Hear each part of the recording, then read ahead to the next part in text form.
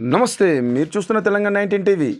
నిజామాబాద్ జిల్లా కమ్మర్పల్లి మండలంలో చోట్పల్లి గ్రామంలో గుండు హనుమాన్ జాతర అంగరంగ వైభవంగా నిర్వహించారు. గ్రామ అభివృద్ధి కమిటీ అధ్యక్షులు ప్రవీణ్ రెడ్డి ఆధ్వర్యంలో ఉదయము స్వామివారికి అభిషేకము, అనంతరము యజ్ఞపూజ నిర్వహించారు.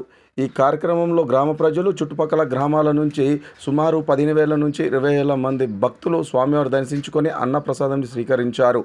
మరికొన్ని ప్రాంతీయ వార్తల కోసం చూస్తున్న తెలంగాణ 19 టీవీ.